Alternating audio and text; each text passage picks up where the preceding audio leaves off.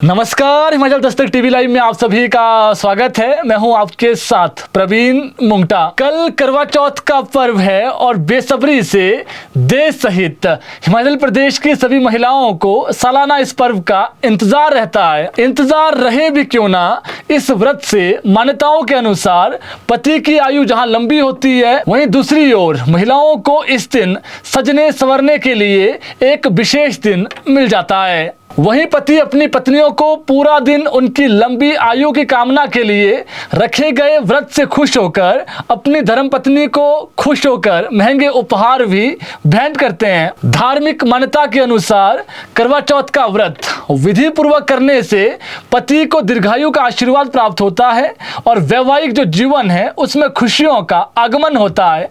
वहीं अखंड सौभाग्य का जो आशीर्वाद है उसके साथ साथ पति पत्नी के जो रिश्ते हैं वो मजबूत होते हैं। आज आपको एक महत्वपूर्ण बात बताते हैं, आखिर कल सुहागिन महिलाएं चांद को देखकर ही क्यों अपना व्रत तोड़ती है, इसकी असल जानकारी भी आज आपको बताते हैं। हिंदू धर्म में चंद्रमा को एक दिव्य शक्ति के रूप में माना जाता है और चंद्रमा मन की शांति, सुकून और स्थिरता का प्रतीक होता है।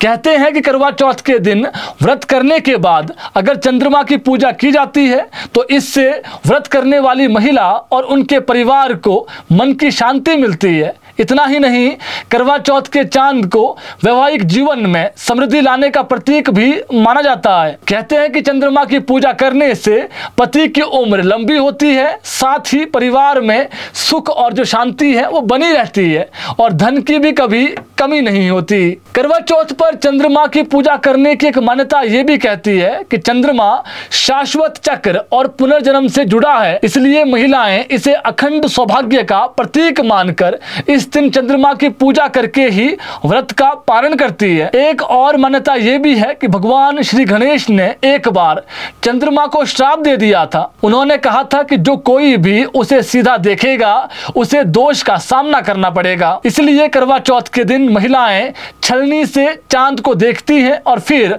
अपने पति का चेहरा देखकर व्रत का पालन करती है। आपको बता दें, इस साल का करवा चौथ का जो व्रत है वो कल यानी 10 अक्टूबर को होगा, यानी आज रात से ही महिलाओं का जो व्रत है वो शुरू हो जाएगा। यह दिन हर सुहागिन महिला के लिए बेहद खास होता है। मान्यता के अनुसार करवा चौथ के व्रत को विधि पूर्वक करने से पति पत्नी के जो रिश्ते हैं उसमें मधुरता आती है और अखंड सुहाग की जो प्राप्ति है वो होती है। करवा चौथ व्रत के दौरान नियम का पालन बेहद जरूरी है। इस दिन की गई छोटी सी गलती से आपका व्रत टूट सकता है।